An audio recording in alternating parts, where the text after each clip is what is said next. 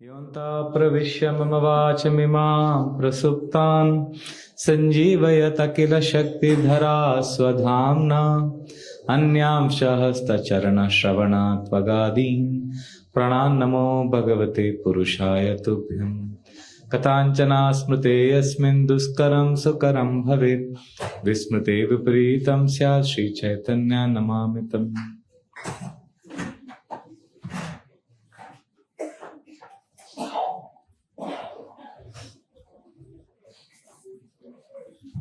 Hare Krishna. Hare Krishna. Welcome to our third session on Lord Narasimhadev's pastimes.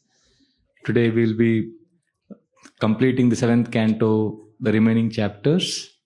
So far we have discussed about how Lord Narasimhadev's devotee Prahlad has appeared in the family of demons, Hiranyakashipu, and Prahlad is an embodiment of good qualities. And we discussed different themes over the last 2 days. We discussed the art of balance, balancing our lives. And yesterday we discussed about happiness, how wealth and control doesn't bring happiness, and how Hiranyakashipu is a classic example of this. And today we will discuss further about Prahlad Maharaj's qualities and how he attracts Lord Narasimhadev's incarnation. It's a very, very important section. Before we dive into the pastime, I want all of you to again repeat this verse which we chanted in the last 2 days. This is a mantra which gives a lot of protection. You can see it on the screen. This is from the 5th canto, 18th chapter, text number 8. This is chanted by the residents of Jambudvipa to glorify Lord Narasimhadev. Prahlad is leading these prayers. And if you chant this mantra, this prayer, it is said that we will be saved from all kinds of obstacles and mental trauma in our lives. Lord Narasimhadev will personally incarnate in the form of this mantra and protect us from all kinds of emotional distress. So please repeat after me. Om Namo Bhagavate Narasimhaya. Namaste Tejase. Avir Avir Bhava. Vajranakha, Vajradamshtra, Karmashayan, Randhya Randhya, Tamo Grasa Grasa, Om Swaha, Abhayam Abhayam, Atmani, Bhuishtha, Om Shraum. We'll chant once more. Om Namo Bhagavate Narasimhaya. Namaste Tejase. Avir Avir Bhava. Vajranakha. Vajradamshtra,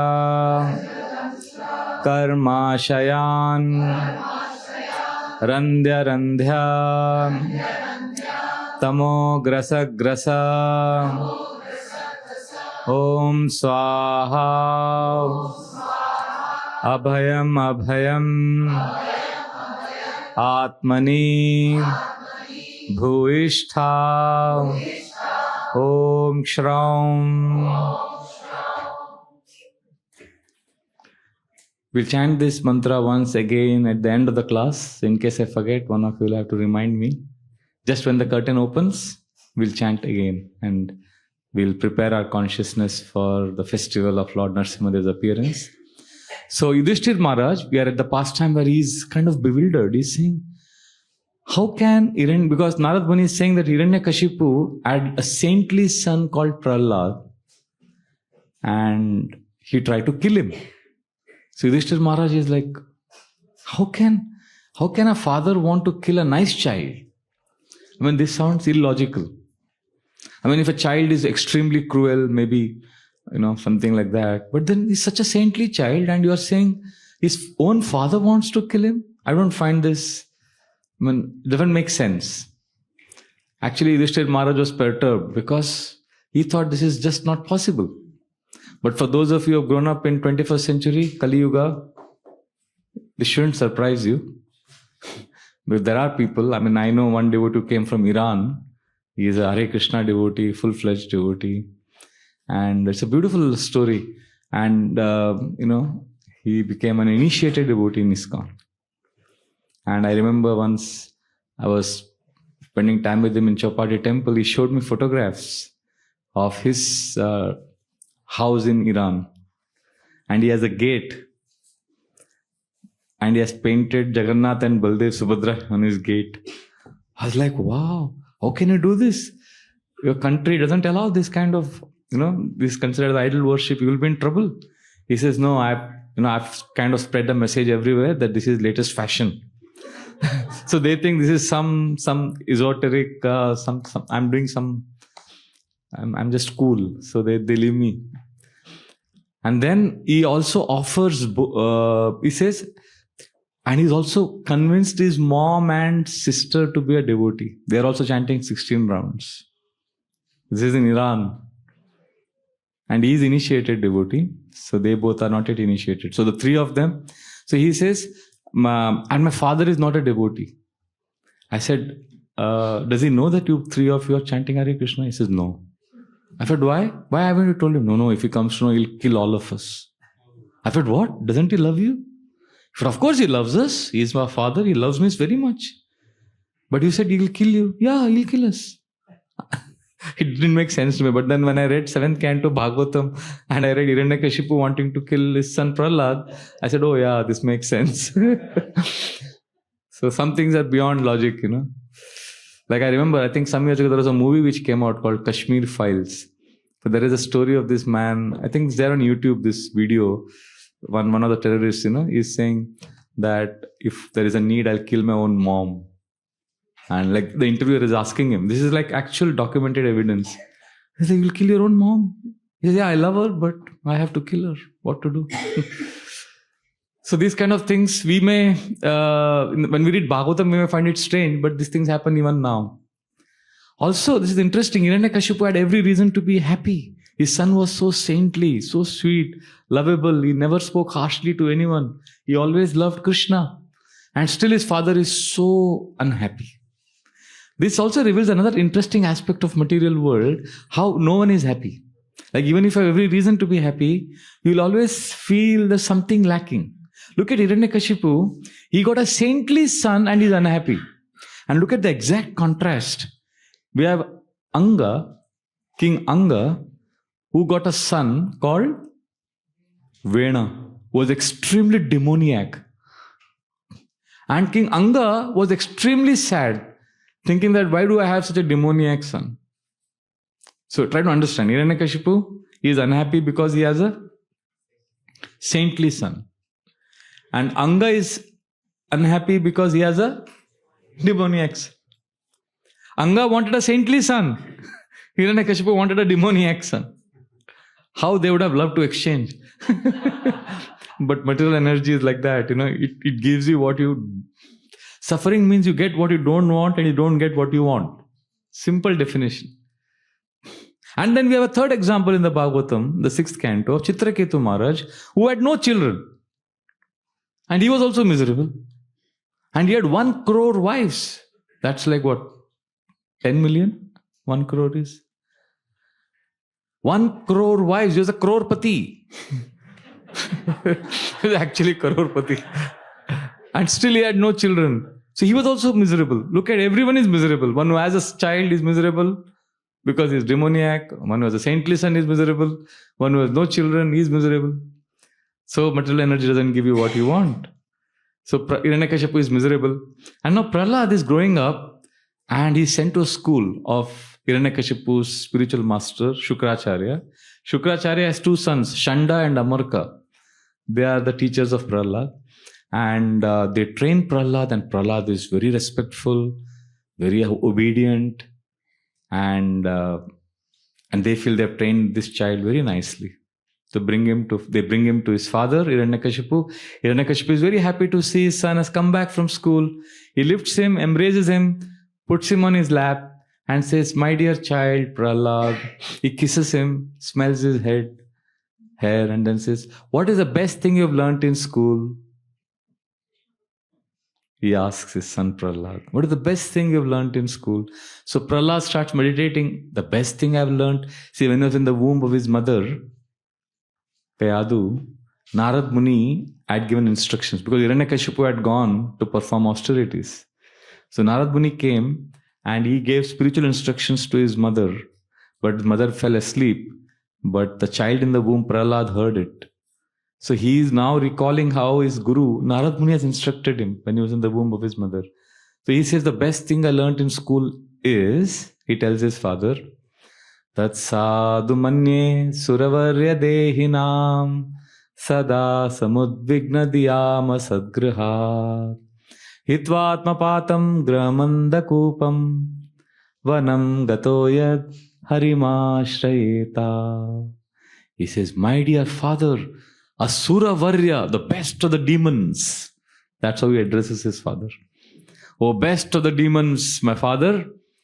The best thing I learned in school is that you are always in anxiety because you are attached to temporary things and you are entangled in materialistic household life.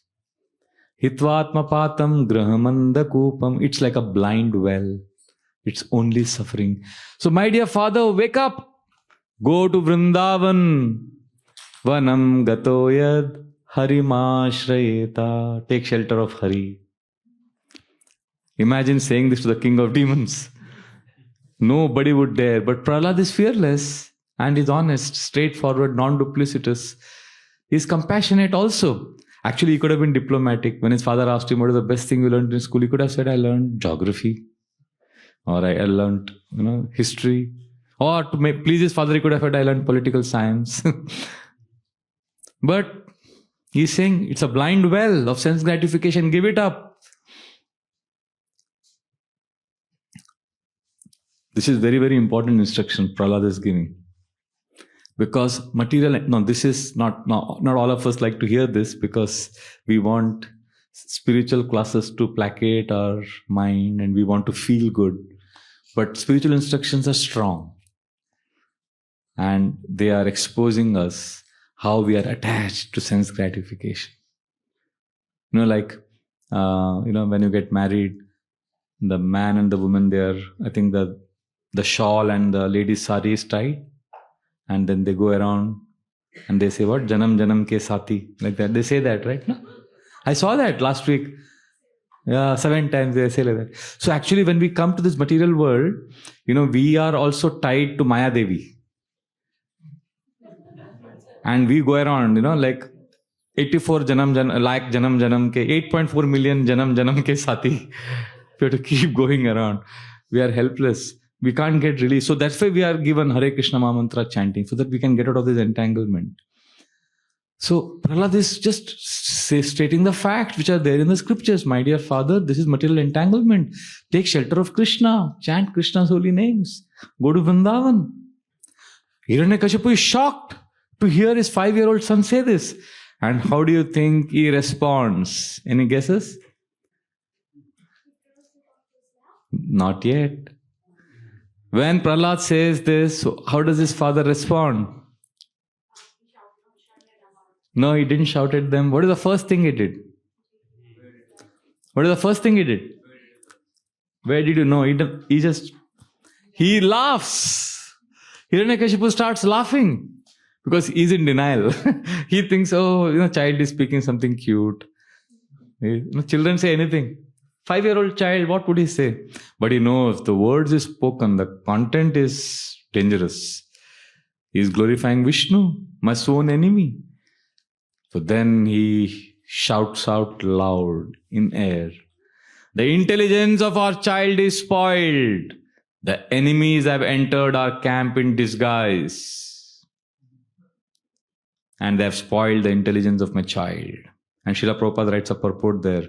Devotees should also go in disguise and tell everyone about Krishna.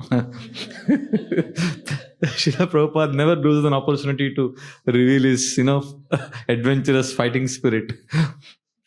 We have many devotees like this. They take risks, they travel. Like His Holiness Kavichandra Swami Maharaj, you know him? He's very elderly, simple. He's in his, I think, late 70s, an old man, but happy. He's preaching one day in Japan, doing Harinam Sankirtan in Tokyo. Next day he's in Kenya. Third day in Melbourne. He's like, and he's just absorbed. And he went to Singapore. In Singapore, there's a lot of restrictions on in fact, Hare Krishnas are banned there or something like that. So you have to go in civil clothes, and they suspect sometimes. So Kavichandra Maharaj was entering the country in his jeans, t-shirt, cap, goggles, and like a typical American, because he's an American passport. But his passport says, strange travel. So the immigration officer said, "What is this? You're one day in Tokyo, next day in Kenya. Are you some religious preacher?" That was a very loaded question. And if they sense you are a Hare Krishna, they'll deport you. And Kavichandra Maharaj had the presence of mind. He took out his goggles. He had already kept a stack of dollars, bundle of dollars in his pockets. He removed all of it. He said, and he showed it to the immigration officer. But I'm a rich man's son. I have a lot of money to throw. And then he put his goggles back, put his cap, and took his passport, and he just walked in straight. And they were like, "Wow, this man is cool."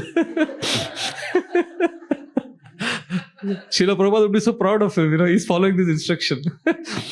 Go in disguise. So Hiranyakashipu is feeling this, that my son's intelligence has been spoiled. And then he tells Shanda and Amarka, "What are you teaching my child?" For Shanda and Amarka take Prahlad aside. They tell him, "Prahlad, we are your friends. Please don't lie to us. Who is telling you all this about Vishnu? Don't you know Lord Vishnu, Krishna, he is our enemy?" But Prahlad is beyond duality. Prahlad doesn't see people as friends and enemies. He sees everyone as servant of Krishna. So he says, those are in Maya. They see Lord Vishnu as enemy. Vishnu is actually our best friend, and we are all servants of God. We must love God.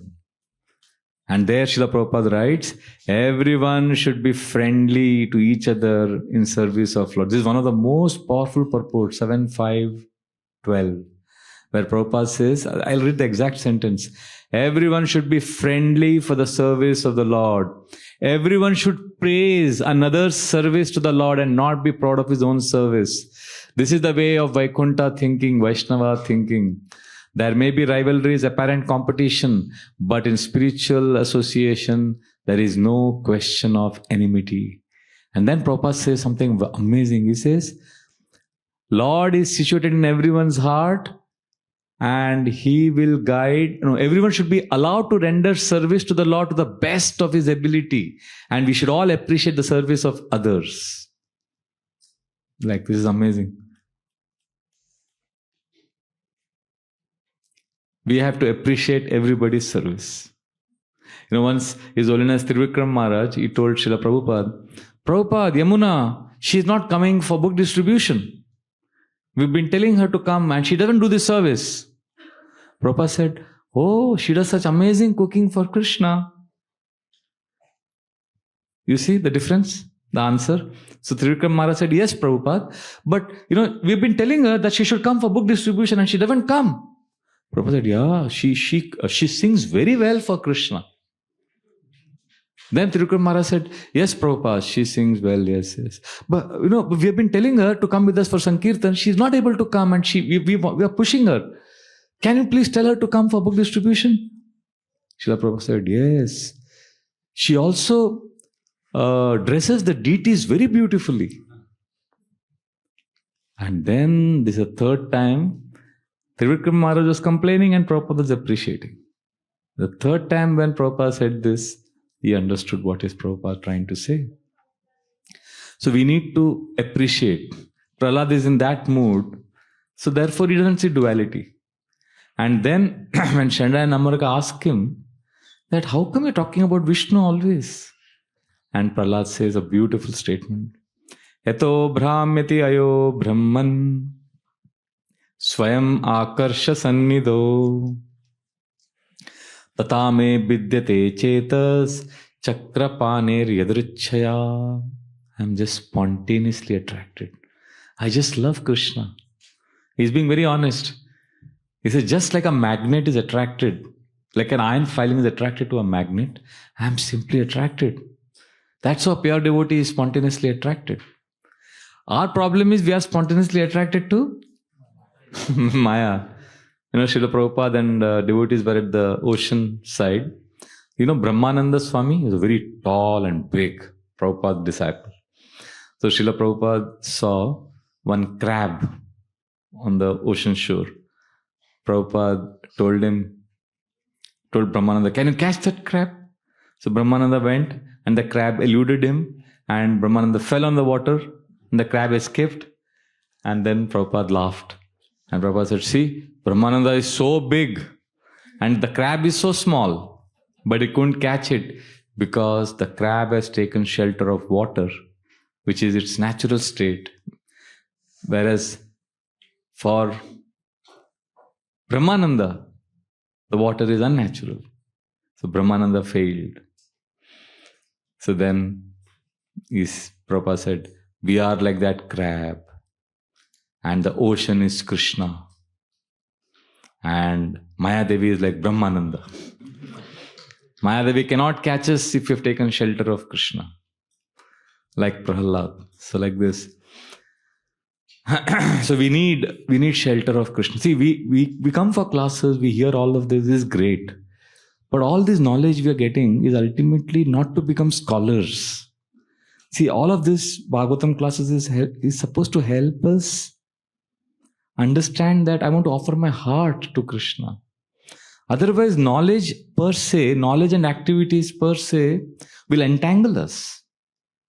Jnana karma thaga dui more pratariya loi avasheshe phele sindhu jale avasheshe phele sindhu jale. Bhaktivinoda Thakur says that jnana and karma are two dacoits who have held me by the neck. They have tied a rope on my neck and they've thrown me into an ocean of suffering. At such a time, my dear Krishna, He no samaye bandhu, tumi Krishna kripa sindhu, kripa koro loho more bale, kripa koro loho more bale. He's saying, now you pick me up from this ocean of suffering and put me in the ocean of mercy, Karuna Sindhu. Lift me up, Krishna. I'm suffering in this ocean. So we don't want to just simply become scholars. So Prahlad is honestly saying, I love Krishna. And when he says that, Shanda and Amarka get very upset. They say, bring me a stick. I want to beat this child. Shanda and Amarka, they are demoniac. They say, we are a forest of beautiful, fragrant sandalwood trees.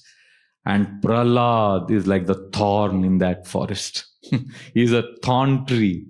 What a way of seeing. See, like now also the war is going on. You see the narratives. Narrative war is totally different. I visit both websites, India's website also and the other website also. And I see completely different narratives. And I'm just laughing at the way people build up, who is demoniac, who is... So then Shanda and Amarka are really disturbed. Oh, this boy is completely different. He's speaking complete different philosophy. So they start training him again. Again, the narrative war starts. Finally, they think they have trained him sufficiently well. They bring him in front of Hiranyakashipu. Hiranyakashipu is very happy that his son is now educated nicely. He puts him on his lap. He smells his head, rubs his head, and cries tears of affection. And he embraces his child and says, my dear child, what is the best thing you have learnt in school? And guess what Prahlad says?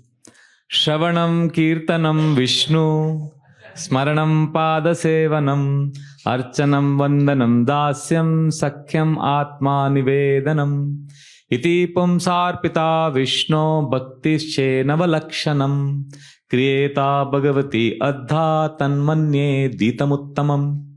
He says, Shravanam, hear about Krishna, chant Krishna's glories, worship his lotus feet, all the 9 limbs of devotional service. If you do this, you'll always be happy, my dear father. Vishnu is our best friend. And Srila Prabhupada writes of 15 pages purport to this verse. How many pages? 15 pages. Why? So that we read it.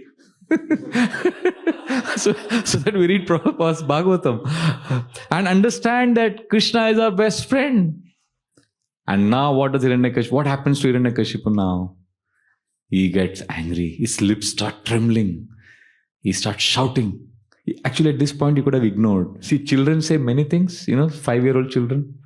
You tell them. I went to one house, the parents were so proud of their small one, 5-year-old child. They thought this child is learning Narasimhadev so well. They told the child, Prabhuji has come, please sing Narasimhadev. And much to the embarrassment of the parents, the child sang one Bollywood song. Some latest song, Pyar Aata Hai, something like that. And I'm like, wow. So then the parents were so embarrassed. And then they said, Prabhu, actually, we go to work and the child is with my parents, is Nana Nani. They watch TV the whole day. So our child picked up. So I said, I think we need training. We need to give training to your parents then. So the children say so many things. And what do we say when children say so many things? Like we say, oh, so cute. The child is so sweet. So children say crazy things. But because Hiranyakashipu is inherently proud and envious, he is not able to see that his child is sweet and he loves Krishna. But because he is talking about Vishnu, he is upset. And he shouts at the Shanda and Amarka. He says, you unqualified, heinous sons of Brahmana, you are spoiling my child. This is nonsense. You are actually not my friends. You are enemies. You have come in disguise as my friends. So Shanda and Amarka are really shaken by Hiranyakashipu's chastisement. And they say, oh, no, my dear king, actually your child has spontaneous attraction to the Lord. We haven't spoiled him. And we are Brahmanas. Please don't scold us like that. We are nice people. But then Hiranyakashipu looks at Prahlad and he says, you rascal, if your teachers didn't teach you this, where did you learn this from? Now, this is a very important question. Father is asking, where did you learn this from? What have you learned? Do you even realize? Now, at this point of time, Prahlad tells his father 3 things. Dad, what is your situation? He tells him his situation. And then he tells him, second, do you know what is your future now because of this mood? And then third, he tells him, what is the hope? What is your hope? And he tells it in one go. First, he tells him what?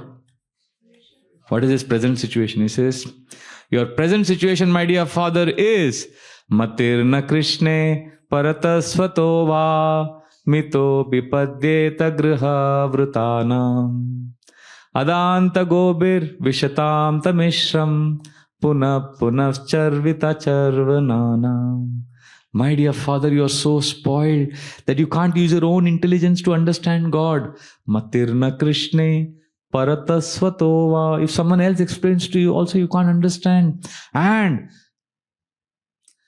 Mito Bipadyeta. And if combined effort, your effort and everybody else's effort is also put to understand God, you can't understand God. Because Griha Vratanam, you have taken vows of sense enjoyment. Just like we take vows of spiritual practices, he is telling his father, you have taken vows of sense gratification. Adanta Gobir Vishatam Tamishram. You want to enjoy your senses, which is poisonous. And you are enjoying that. You are trying to chew that which has already been chewed. Punascharvita charvananam. This is very graphic. It's like a child who's been chewing gum for maybe 2 hours and then spits it out. And then imagine somebody comes and picks it up and starts chewing it. You're like, ugh. How would you feel? Yeah. So Prahlad compares us who are attached to sense gratification as those people who are chewing that which is already chewed. So this is his father's present situation. Imagine telling this point blank. And then what is the future? Your future is bleak. Nate vidusvarta gatim mi vishnum durashayaye bairarta manina Andayatande rupaniyamana stepi shatantryamurudam nibaddha. You are bound by the ropes of your senses and have been thrown into a dark pit of suffering. You have no hope, but there is one hope, there is one solution. And what is that? Naisha matistava durukramangring sparsha tanarta pagamo yadartha maya sampadarajo bhishekam nishkinchananam navrinita yavat. Pure devotees need to look at you and smile at you. They need to be compassionate on you. Please grab the lotus feet of pure devotees. Just serve them. Somehow get attached to pure devotees of Krishna. You will be delivered. And after Prahlad finishes these 3 verses, what do you think Hiranyakashipu does now? Yes, he picks him up from his lap and throws him out. And he says, this boy deserves to be killed. He is the one who's actually killed my brother Hiranyaksha. He is untrustworthy. And then he looks up and he says, oh Vishnu, you are somewhere there? Let me assure you that my son won't serve you also, because he is not obeying his own father. How will he serve you? And then he tells his associates, kill this boy. And the demons take this child and they start shouting. They are very excited. Chop him, pierce him, kill him. And they start hitting him. But nothing happens to Prahlad. They make a huge elephant walk over him. They throw him in a pit filled with snakes. They starve him. They throw him on fire. And they come and give a report. Nothing is happening. And Hiranyakashipu gets depressed. He says, oh, I think this child, I think he will kill me. No, maybe he won't kill me. Oh, I think he's a dog's tail. He can never be straightened. And he just starts getting depressed. And then Shanda and Amarka come and tell Hiranyakashipu, my dear king, please give us one more chance. I think we can rectify him. So this is the 3rd time they are trying to educate him. Got it? 2 times ho gaya. But 3rd time something interesting happened. Still now they were educating Prahlad. But 3rd time something sensational happens. When Shanda and Amarka go out of the class, Prahlad takes it as an opportunity and starts preaching to his classmates. Still now he was not preaching. He was only practicing. And that itself caused so much agitation to Hiranyakashipu and Shanda and Amarka. But now he starts preaching to his classmates. He starts telling them, Kaumaram acharet pragyo dharman bhagavatam ya durlabam manusham janmam tadap adruvam artadam. When you are a small child of 5, you should start chanting Hare Krishna. He tells his classmates. Because human life is very rare. It is temporary, but it is full of meaning. Now is the time to understand about God. And the boys say, but Prahlad, Vishnu is our enemy. You're talking about Lord Vishnu. So he says, no, Vishnu is not our enemy. Yatai purushasyeha Vishnur padopasarpanam yadesha sarva bhutanam priya atmeshvara sur. He is our best friend. He is telling all his class, because the classmates here at home, that Vishnu is our enemy. And here Prahlad is telling them, Vishnu is our best friend. He is in our heart. So they are like, oh, really? So they say, okay, we agree, we understand you are saying that we should practice bhakti. We also understand that Vishnu is our best friend. But let us do all of this when we are old. Now we are young, let us enjoy now. So Prahlad says, no, enjoyment is available even for animals. Sukham mendriyakam daitya deya yoga dehinam sarvatra labhyate deva deta dukkham ayatnata. Even pigs and dogs are enjoying sense gratification, my dear friends. But bhakti is very rare. Let us grab this opportunity. We are lost in the material world. And they are like, yeah, they understand what he's saying. I remember one man came to our temple. His brother, his cousin brother was lost. He had joined ISKCON somewhere. So he was looking for his cousin brother. So he came to temple, and our Krishnananda Prabhu Brahmachari was sitting in the temple all chanting. So this man came and told him, I have come looking for my brother. He is lost. I want to know if he has joined this temple. So Krishnanand Prabhu looked at him and said, you know something? You are also lost. He said, I am lost? Yeah, sit down, I'll tell you. He made him sit and then gave him this philosophy and convinced him that he is also lost. And then he gave him the beads, if I start chanting. And this man started chanting and he went on to become one of our, he's also Sundarananda Prabhu in Mumbai. So he became a devotee because he came looking for his lost brother, but he realized that he was himself lost. That's what Prahlad is doing. And then Prahlad tells us amazing instructions, the psychology of what happens in our private lives. I mean, he's a 5-year-old boy. He reveals to his friends what happens when we are growing up, how we have a fantastic idea about happiness. Katam priyaya anukampitaya sangam rahasyam ruchiram shamantram suhursuta sneha shita shishunam kalaksharanam anurakta chitta. He says, as you're growing up, you will start thinking, oh, when will I have a girlfriend? Katam priyaya, and she will be so nice to me. Anukampitaya, she will give me intimate association. Sangam rahasyam, and in that intimate association, what will she do? Ruchiram mantram, she will whisper sweet mantras in my ear, not Hare Krishna mantra. And then what will happen? Then our affection will grow. Suhursuta sneha shita shishunam, but soon you will get attached, you will get married, then you'll have children, and then you'll be attached to Kalaksharanam Anurakta Chitta. Your children will start speaking in broken language. Papa, papa, mama, mama, and you'll be like, wow. And then slowly you will start getting attached to them more. Putran smaramstu duhirte rudaya braturs swasurva pitaro chadino. Grihan manognoru parichadamsha vrittivsha kulya pashu pritya vargan. It's like graphic. He said, then you get attached to your daughter, your son, then your daughter gets married, and then you're crying in separation, then you have grandchildren, then your second life starts when you have your grandchildren, and then you get attached to your furniture at home. When he starts describing, like we get attached to our smartphones and laptops. So he says, then you start enrolling yourself in different societies like Lions Club and Rotaract Club. Vrittischa kulya pashu britya vargyan, your car.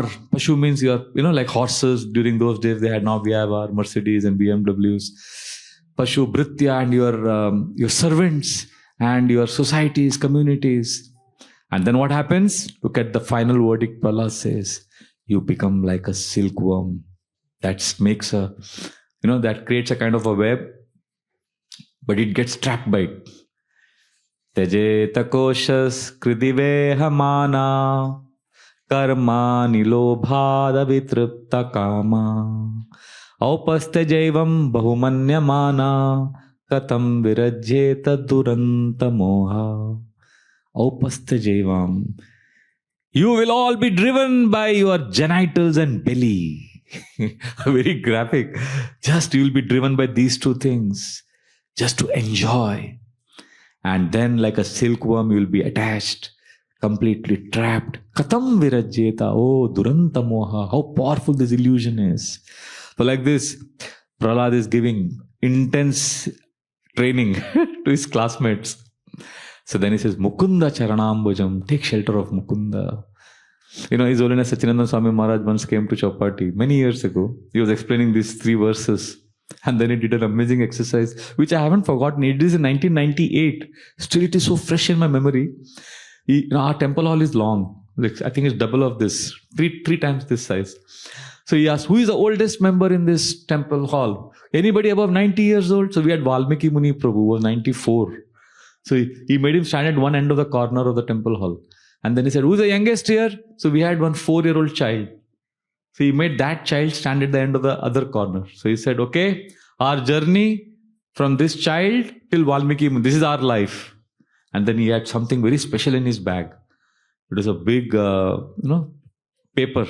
It's like a, what is that called? I don't know what you call it. It's a paper which was into a ball. And he opened it up.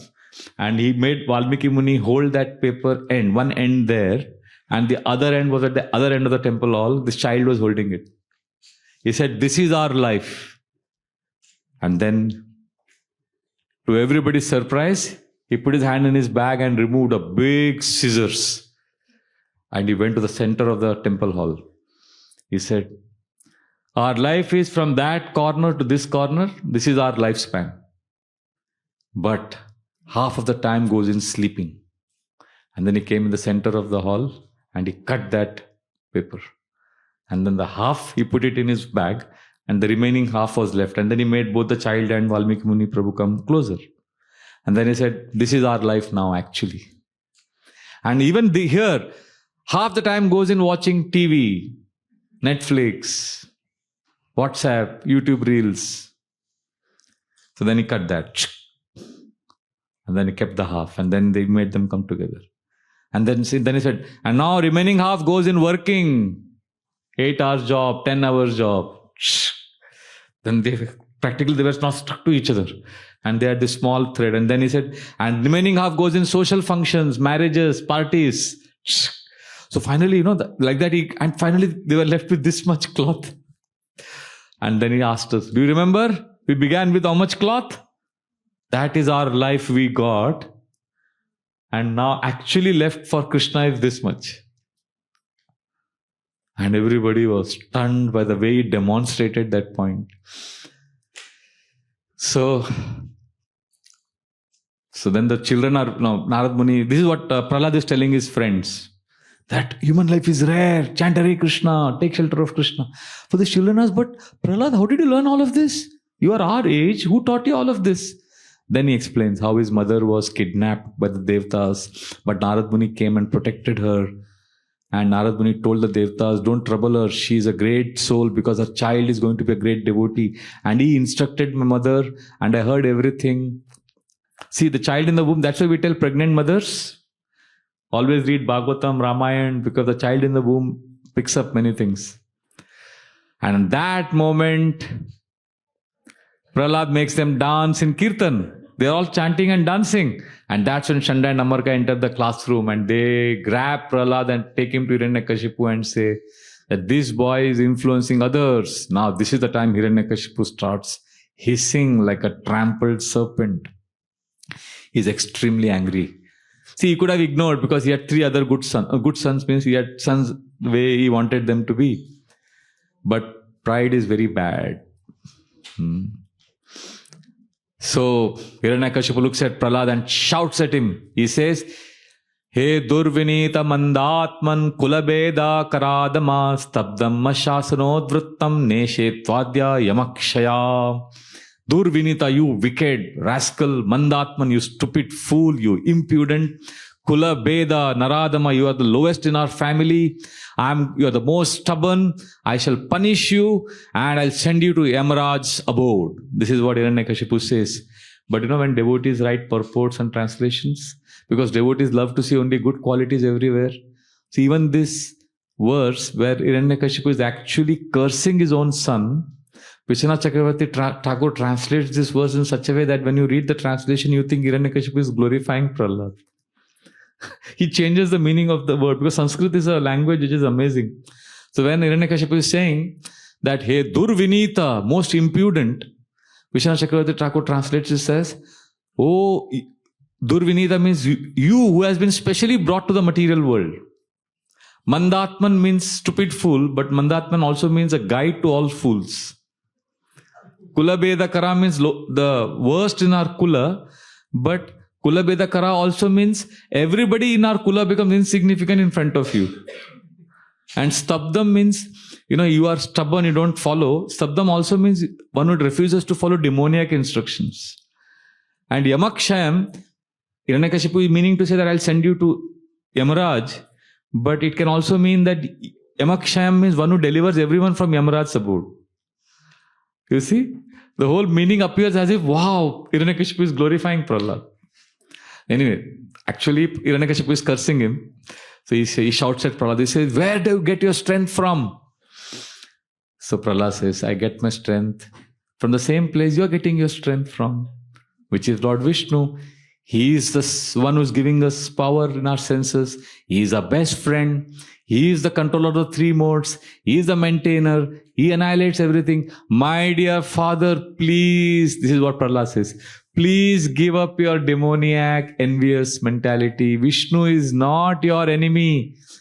Please, in former times, many foolish people who couldn't control their senses became enemies of Vishnu and they were miserable.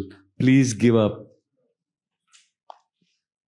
And your only enemy, my dear Father, is your own mind. Lord Vishnu is not your enemy. When Prahlad says this, Hiranyakashipu becomes more angry. Prabhupada says, when somebody is envious and if you give him good advice, what happens to him? Prabhupada would quote a famous Chanakya verse. Payopanam bhujanganam kevalam vishavardhanam upadeshoi murkhanam prakopayana shante. If you feed nice milk to a poisonous serpent, the serpent becomes more poisonous. Hitopadesh gives the story of, these birds were in a nest in the rainy season. They looked at the monkey. Monkey was getting wet in the rain. And the bird said, "Oh monkey, why are you getting wet in the rain? Why don't you make a small house like we have made and stay comfortably?" The monkey got so angry, he jumped up on the tree and he broke the nest. So Prabhupada said this story, saying that demoniac people are like this monkey. You give them a good advice, they'll cause you only problem. When I'm reading this last 2 days, I'm remembering, I'm able to connect it to the modern political scenario in our neighboring country also. Where I am from, I'm able to connect all of this. Anyway, so Hiranyakashipu hears this. So instead of understanding what Prahlad is saying, you know what Hiranyakashipu tells his son? He says, "You rascal, you think you are better than me? You are saying because he had asked him, where is the Lord? He said, Lord is everywhere. He's the one who's giving you strength. He says, he's everywhere. Is he in this pillar? And Prahlad says, yes, he's in the pillar. So Hiranyakashipu says, because you are nonsense, I will kill you. But first I will prove to you that he is not here. And in great anger, he removed his sword. And with his fist, he hit the pillar very hard. Bang! A fearful sound came when he hit the pillar. That sound cracked the universe. Even Brahma's abode, that sound could be heard. And everyone got afraid. And at that time, as the pillar was shaking, because Lord Vishnu wanted to prove Prahlad's words to be true. You can see this. Lord Narasimhadev has appeared. So there is an explanation in the Bhagavatam. Satyam vidatum nijabritya bhashitam vyaptam jabhuteshu akileshu chatmana adrishyatayat buddharupam udvahan stambhe sabhayam namragam namanusham. Namragam namanusham. When Hiranyakashipu hit that pillar, it cracked and a huge ferocious being appeared who was neither human nor, it was half man, half lion. Narasimhadev Bhagwan ki jai. Narasimhadev has appeared 2 days before. Day after tomorrow, at this time he's supposed to be appearing. And Hiranyakashipu saw, what is this creature? Is this a man? Is this an animal? He had deadly teeth, razor sharp. His nostrils were looking like caves of a mountain. And Hiranyakashipu murmured, I will kill this creature. He became very confident. Narad Muni says to Yudhishthira Maharaj, Hiranyakashipu confronted this creature like a small insect falls into fire. And he had mystic powers. Hiranyakashipu, remember those 9 powers I spoke about yesterday? So he started flying in the air. And Lord Vishnu caught him. Narasimhadev caught him like a Garuda catches a snake. And then what did Lord Narasimhadev do? Released him. Actually, Lord Narasimhadev appeared at what time? Afternoon. He killed Hiranyakashipu in the evening. He was playing with him. And the demigods were scared. They were like, Lord Narasimhadev is not killing him. And he was like escaping. And in between, Hiranyakashipu would be shaken and he would look up and demigods would hide. Because they thought if he looks at us and he escapes now, later he will take revenge. So Lord, this is what Lord loves to do. He allows the demons to enjoy and feel confident that they're going to win. And just because, remember Hiranyakashipu had taken a benediction that I should not be killed in the day or at night. So at the evening time, sunset time, Lord killed him. And he didn't kill him outside the house or inside the house, at the veranda, door. And not in the sky, not on earth, on his lap. And he said, I don't want to be killed by a weapon that is alive or dead. And this is a vestigial organ, the nails. He pierced him with his nails, like that. He fulfilled all conditions of Brahma. And last minute, he made him feel that he's going to win. But I don't know if I've experienced that, the pain is more when you think you're going to win. I remember as a young boy in India, this cricket craze happened after 1983. Before that, India's national game was hockey. Like, India was obsessed with hockey. And I remember as a 10-year-old boy, India went to the finals of this Asian Championship and we were playing Pakistan in that hockey final and we were all so excited. I remember as a young boy, and that New Delhi Asian Games 1982, the whole stadium was packed with Indians. And India was playing Pakistan in that final. And India scored 2 goals in the halftime. India was leading 2-0. So it was a done deal. We thought India has won the hockey championship, and we were all dancing, celebrating, assuming that now the match is just a formality. But little did we know, these guys went to the dressing room. I don't know what they did. They came back and they hammered 8 goals. We were shocked. And after that was the end of obsession with hockey. And the next year, India won the Cricket World Cup. Anyway, that's another story. But when you think you're going to win, and then suddenly you lose. So that's what Hiranyakashipu goes through. And Hiranyakashipu is thus last, Lord Narasimhadev kills him.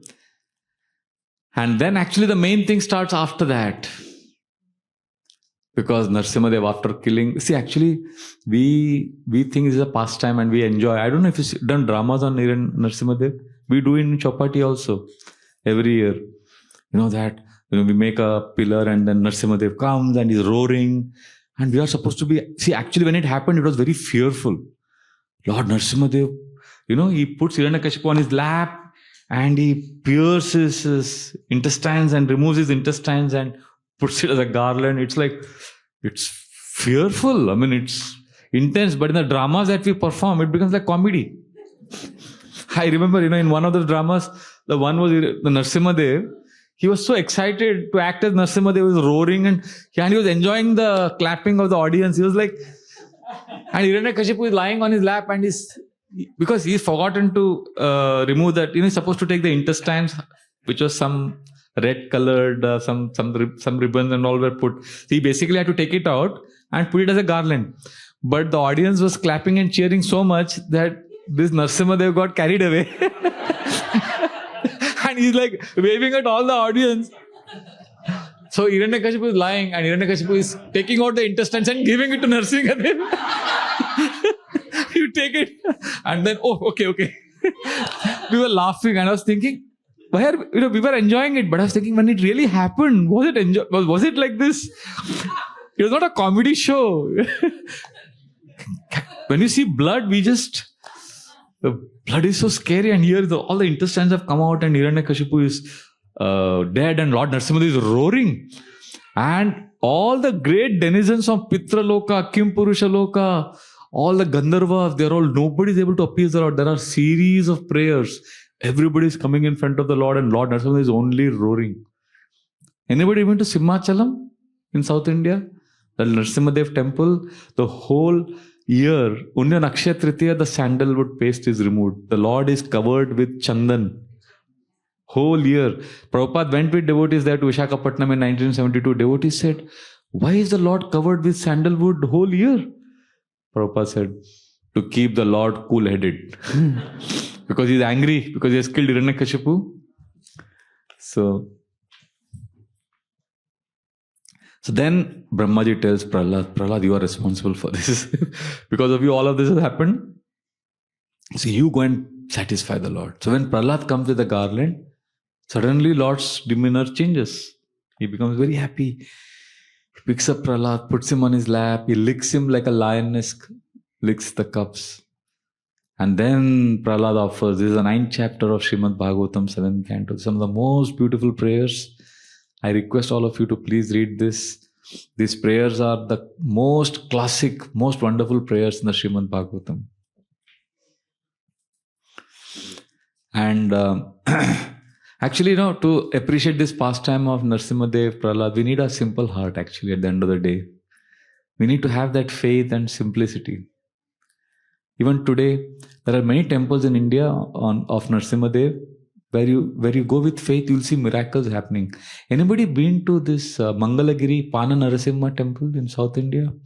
It's an amazing temple. You go there, Narasimhadev has a big mouth there, and whoever goes there has to offer a cup of jaggery water.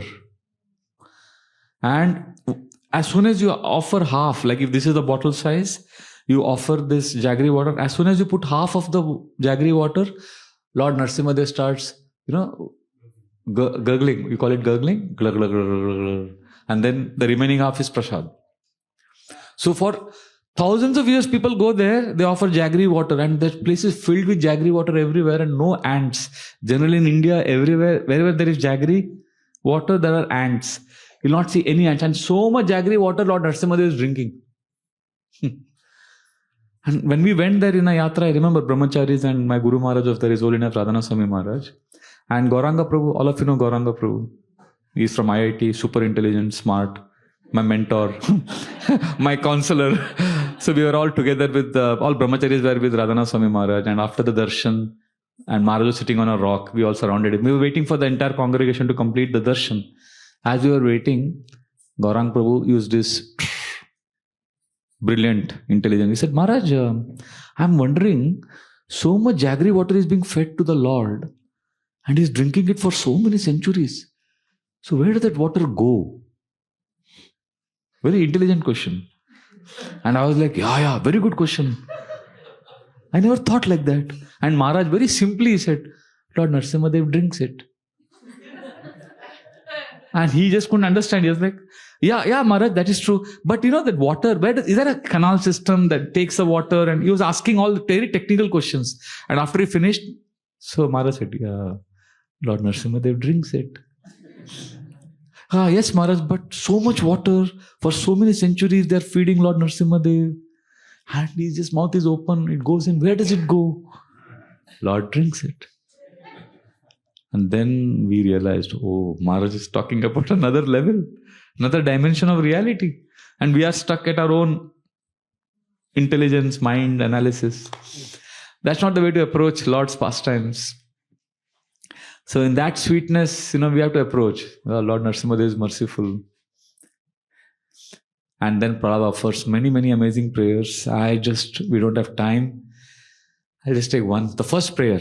Brahmadaya suragana munayota siddha sattve katana gatayo vachasam pravahe naraditum purugune radunapi vipru kim toshtamarhati same harirugra jate. He's saying, how can I please you, my dear Lord? I am son of a demoniac. I'm born in a demoniac family.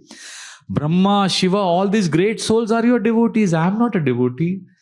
So this is like beautiful humility is expressed.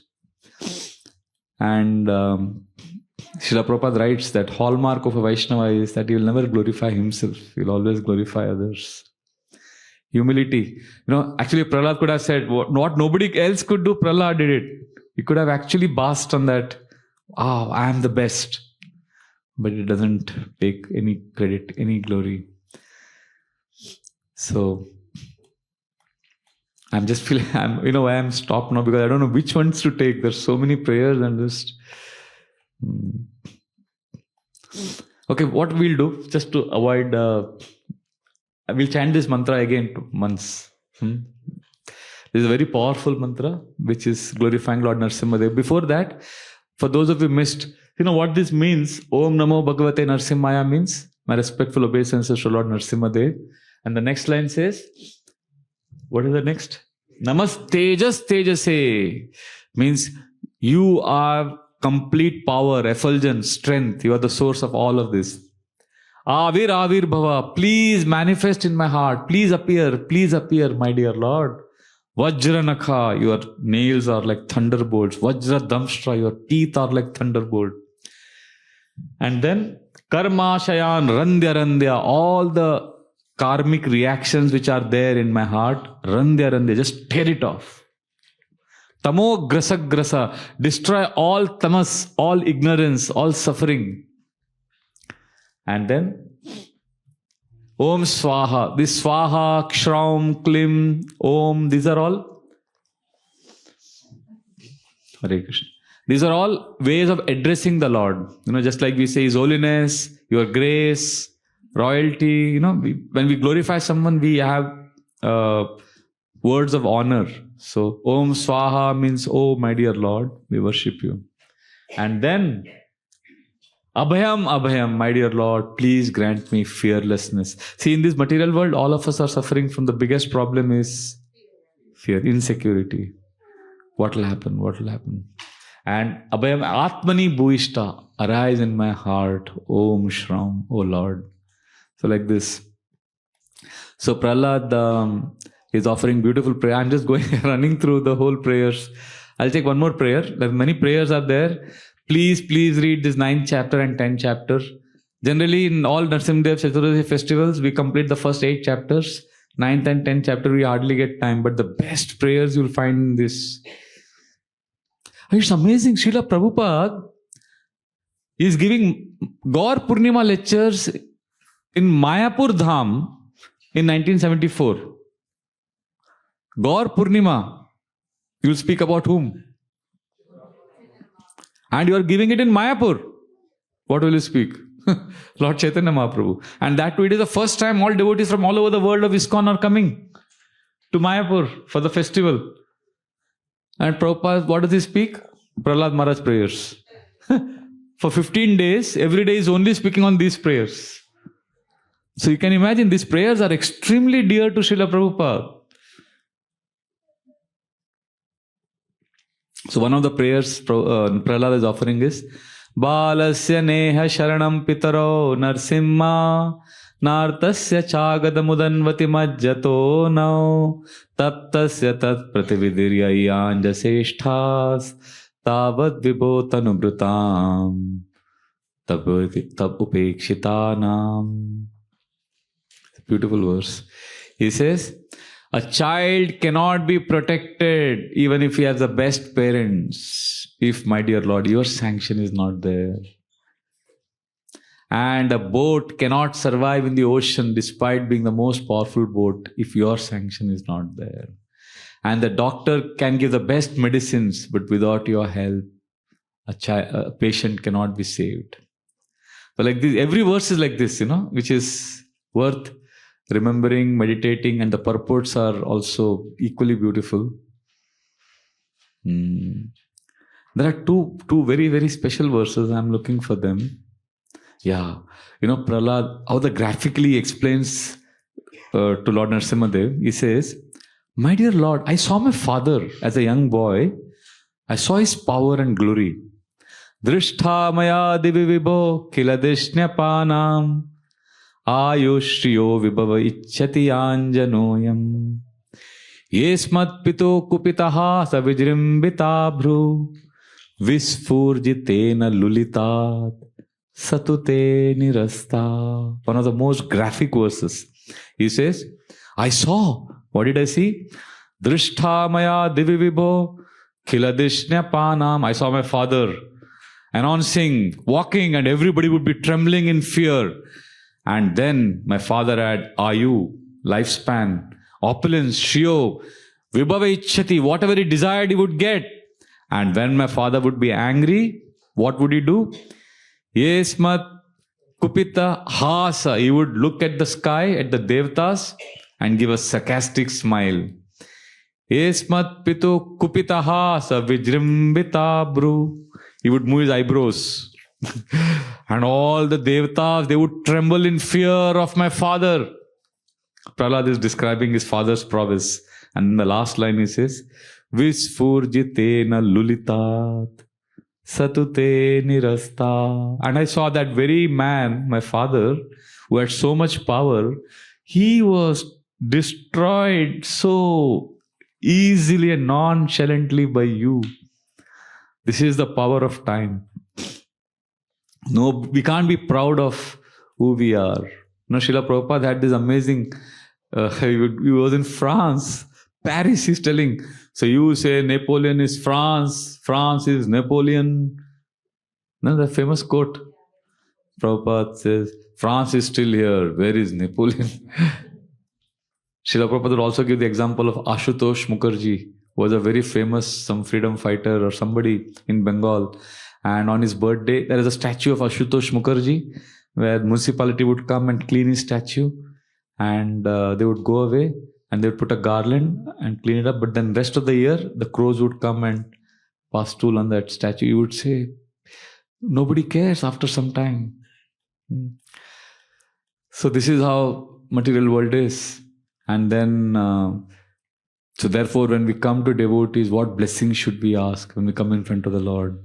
So Prahlad says, this is a blessing we should ask. Kutra shisha shruti sukha mrigatrishni rupa kvedam kalaveram ashesha rujan viroha nirvidyate natujano yadapiti vidvan kamanalam madulave shamayandurape. He says, Kutra ashisha? What kind of blessings are we asking from devotees? Kutra ashisha shruti sukha. Oh, we are asking, oh, please let me be happy. Give me happiness. This is what we ask for. What we are looking for is mriga trishni rupa. It's like looking for a mirage in a desert. There is no water, but it's a mirage. Because we are looking for happiness through this body. Kvedam kalevaram ashesha rujan viroha. This body is a bag of disease. This body is obnoxious. This body is such a source of embarrassment, is it not?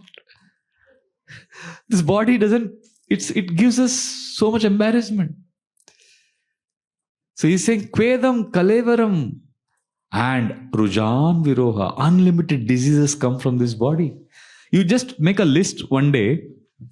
On your left, two pages you take. You write down the different ways you could enjoy through this body. On one side. And on the other paper, you write down the different kinds of problems that can arise in this body. Then compare and contrast. You'll get a good idea about what a bad deal we have got. Therefore, he says, Nirividyate natujano yadapi iti vidvan. Prahlad says, the most intelligent people cannot understand this.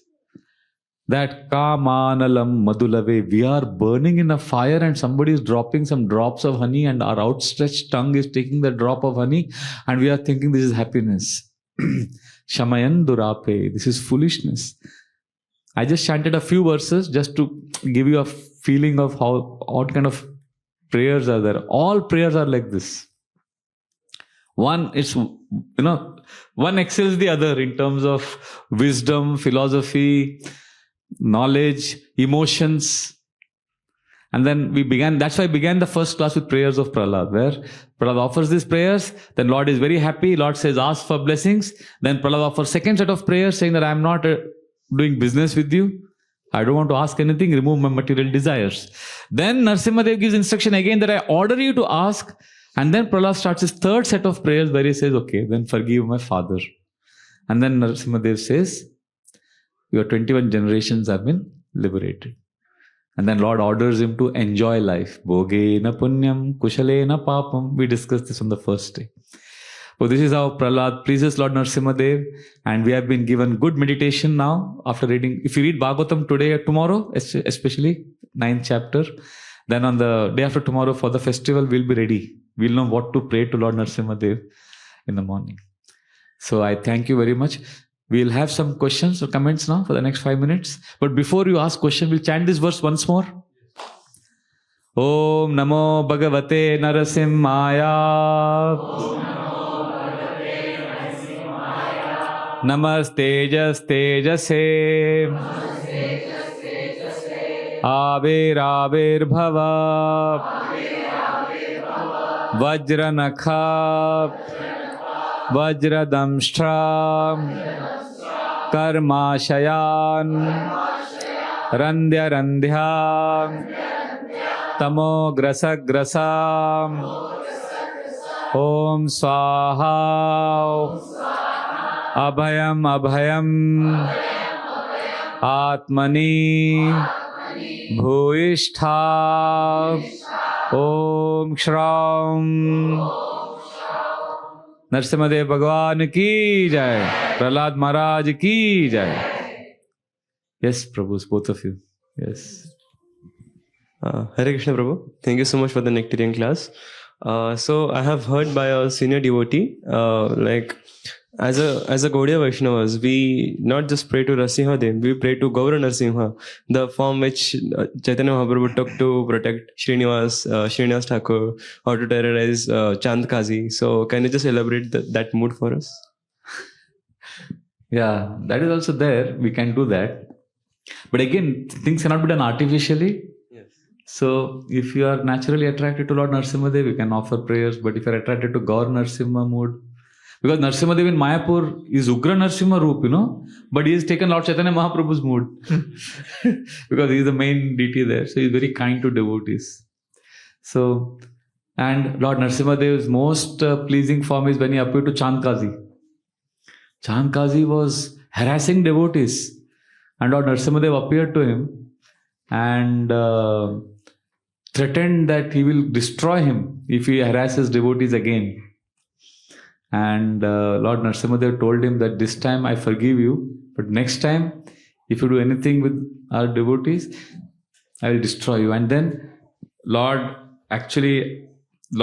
nails marks were there on his chest, and Chand Kazi showed it to Lord Chaitanya. Actually, Chand Kazi was telling Lord Chaitanya, there is something secret I want to share with you privately. Lord Chaitanya said, no, you can share it in front of all the devotees. They are all my intimate associates.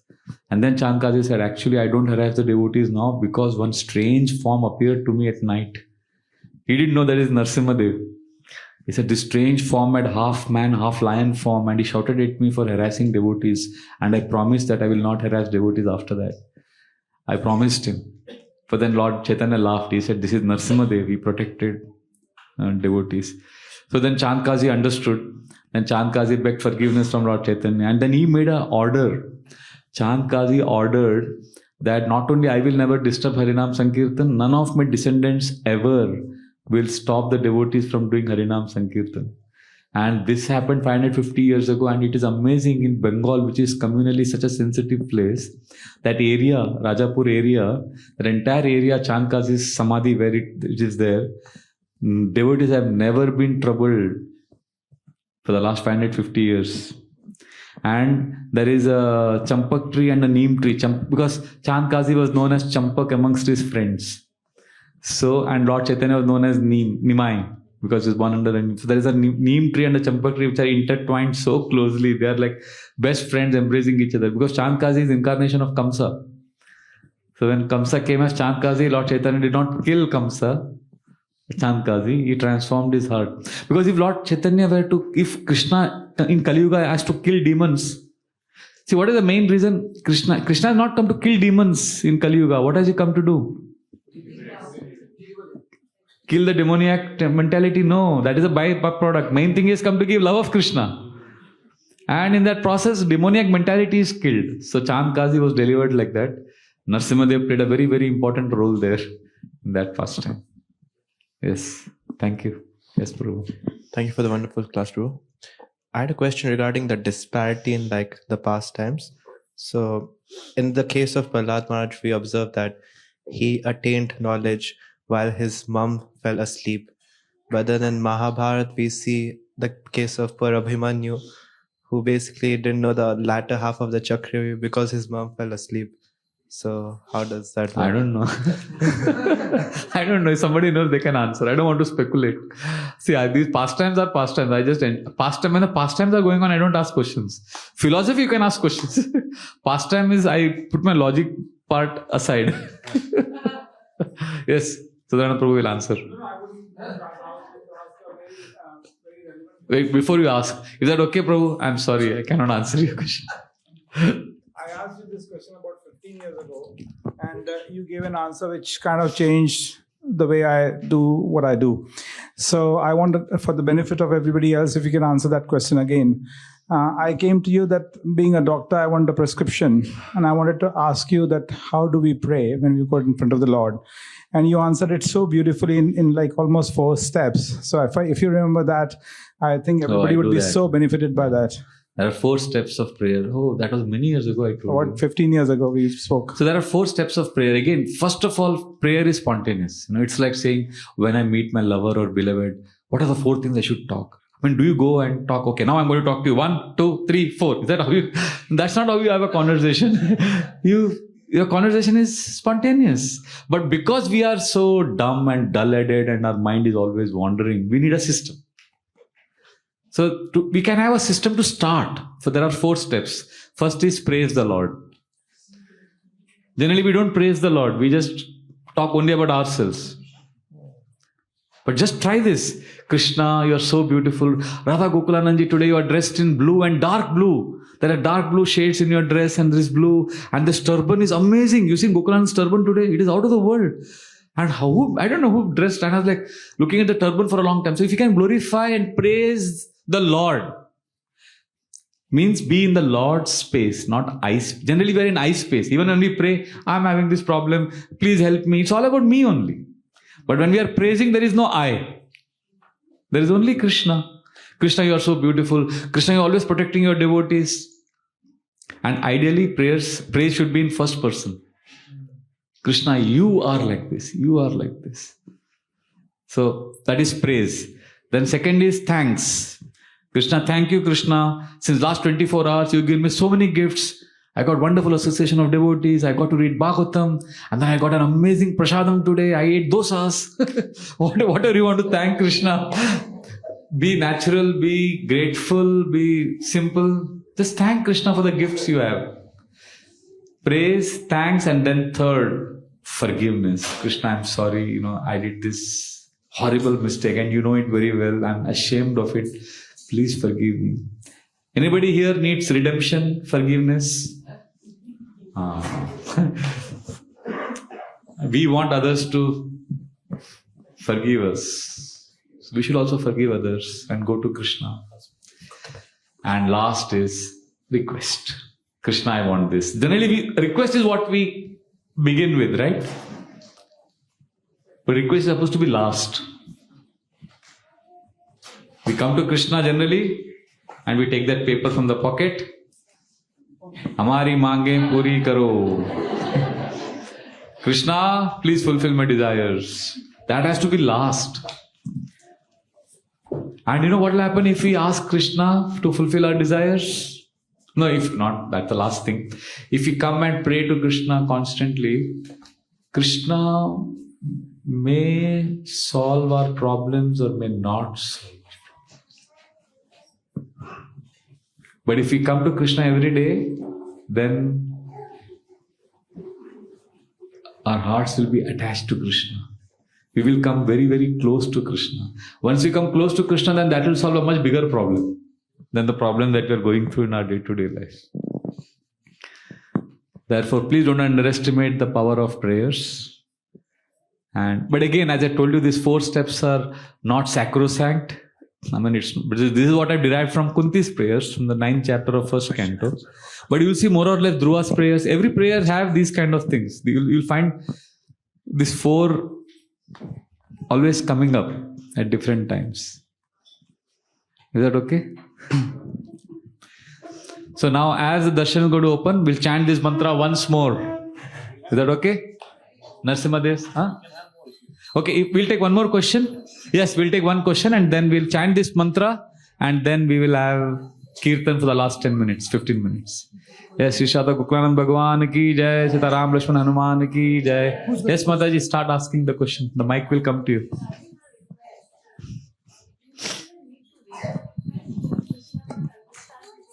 Hey, Krishna understands everything. Mataji is saying, do we also need to make a request? Because Krishna already knows our request. So Krishna knows everything, but Krishna wants to see if we come to him. See, as a parent, when you were seeing your children, small babies, when they were growing up, they were learning to say Mama, Papa, and they would ask you something. Wouldn't you feel happy about it? You may know what the child needs, but the child... See, how will we come? How will our relationship with Krishna grow? When we ask, when we make... when we make a petition.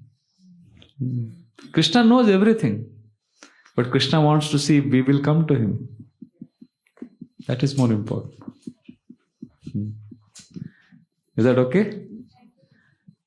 Yes. Quick question. How do you thank Krishna? How do you thank Krishna? How do you thank Krishna? Thank you, Krishna, for 1, 2, 3, 4, 5. And answer why in that thank you.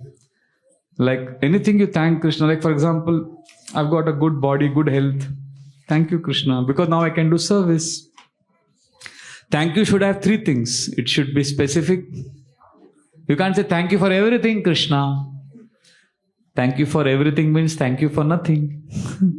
Thank you for something specific, something fresh, something which has happened in the recent past, like last 24 hours or last 36 hours, 1 week, 2 weeks, something which is fresh in your memory, something which is specific, and there has to be a why. Why are you thanking Krishna for that?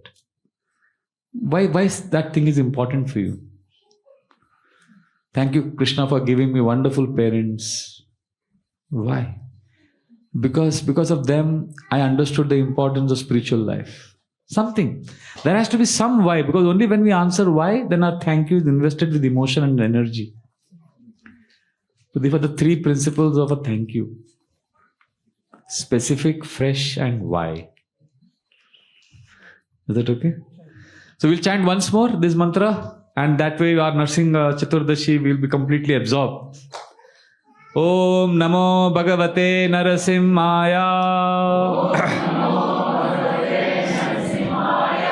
Namaste Tejase. Avir Bhava. Vajra Nakha. Vajra Damshtra. Karma Shayan. Randhya Randhya. Tamo Grasa Grasa. Om Swaha. Abhayam Abhayam. Atmani. Bhuishtha. Om Shram. Narasimhadev Bhagwan ki jai. Bhakta Shiromani Bhaktaraj Shri Prahlad Maharaj ki jai. Shri Shada Gokananda Bhagwan ki jai. Sitaram Lakshman Hanuman ki jai. Shri Gaur Nitai ki jai. Srila Prabhupada ki jai. Nitai Gaur Premanande. Hari Bol. Thank you very much. Hare Krishna.